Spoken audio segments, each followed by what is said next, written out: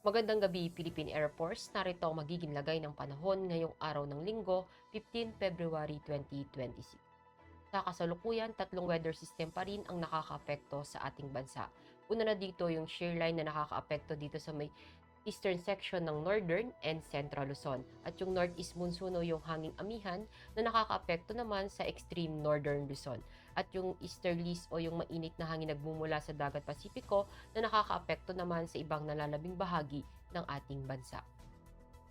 At dahil nga sa shear line, asahan natin sa Cagayan, sa Isabela at Aurora ang maulap na kalangitan na may mga kalat-kalat na pag-ulan, pagkulog at pagkidlat. Dahil naman sa easterlies, asahan natin dito sa Quezon ang maulap na kalangitan na may mga kalat-kalat na pag-ulan, pagkulog at pagkidlat. At dito naman sa may Ilocos Norte, sa Apayao, sa Batanes at Babuyan Island, dahil sa northeast monsoon o yung amihan, asahan natin yung bahagyang maulap hanggang maulap na kalangitan na may mga pulupulong mahinang pag-ulan.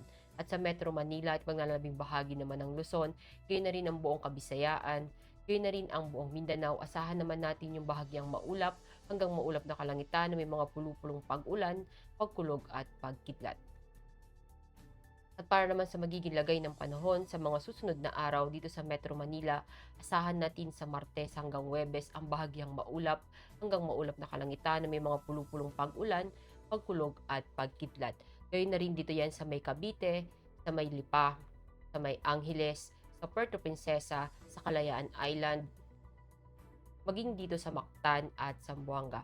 Sa Davao, asahan natin sa Martes ang bahagyang maulap hanggang maulap na kalangitan na may mga pulupulong pag-ulan, pagkulog at pagkidlat. At pagsapit ng Miyerkules at Huwebes, asahan naman natin yung maulap na kalangitan na may mga kalat-kalat na pag-ulan, pagkulog at pagkidlat. Ang araw ay lumubog ng 1800 at sisikat bukas sa ganap na 0620. Para sa ating moon illumination, meron tayong 5% decreasing. At para manatiling updated sa lagay at taya ng panahon, i-follow lamang ang Air Force Weather Center sa aming mga social media accounts. At yan lamang po ang latest update natin sa weather sa ngalan ng aming commanding officer na si Colonel Aminjan Cugador Pop GSC. Ako si Staff Sergeant Ashley F. de Maculangan, Philippine Air Force, weather broadcaster ng Air Force Weather Center. Muli, magandang gabi, Philippine Air Force.